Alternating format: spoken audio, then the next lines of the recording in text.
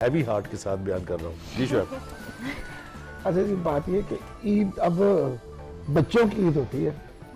हम तो वो है जो कि कहना जाए कि खर्च करने वाला हाथ है, बुखारी साहब या मैं, हम लोग तो अब खुश होते देख के खुश होते हैं। बच्चे, इर्द गिर्द मोहल्लेदार, कोई भी है, कोई ऐसा शख्स जो गेट पे आ गया, अगर वो खुश हो जाता है तो मेरा ख्याल है हमारे लिए असल चीज वो है कि रब को खुश करना अब ज्यादा जरूरी हो गया है। बच्चों को खुश करना, इर्द गिर्द खुश करना, हमारा जो अपना खुशी का वक्त था वो वाकई वो सेलिब्रेट बहुत किया।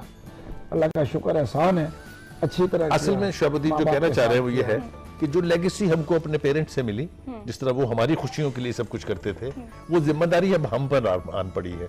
अब हम अपने बच्चों के लिए, और ये जनरेशन टू जनरेशन इसी तरह से शिफ्ट होती चली जाएगी। सर, वो अंदर का एंकर अगर मेरा जागता हुआ महसूस करे तो आप बुरा तो नहीं मानेंगे अगर मैं आपसे सवाल करने पे आपसे मैं जरूर जानना चाहूंगी कि आपने अपने बचपन की ईदें कैसे गुजारी, कोई ईद जो आपको बहुत खास तौर पे याद रही हो?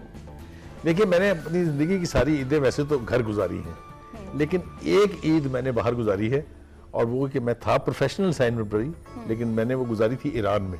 अच्छा। और ईरान के हालात भी उन दिनों कुछ ज़्यादा ठीक नहीं थे। इराक के साथ उनकी जंग जो है वो जारी थी, और एन जंग के दिनों में मैं वहाँ था। उनके यहाँ भी एंथुसियाज्म और इसकी रवायत बहुत स्ट्रॉन्ग है। ईरान में भी ईद जो है वो बड़े रिलीजियस फर्वर के साथ मनाई जाती है, लेकिन एक फाइटिंग सेक्टर में जाके फौजियों के साथ चलती हुई गोलाबारी में और मिसाइल चलते हुए में ईद मनाना जो है, और वहाँ पर ईद पढ़ना कि आपके इर्द गिर्द से रॉकेट गुजर रहे हों, वो मुझे सारी जिंदगी जो है वो याद रहेगी, और मेरे ख्याल से याद रहनी भी चाहिए।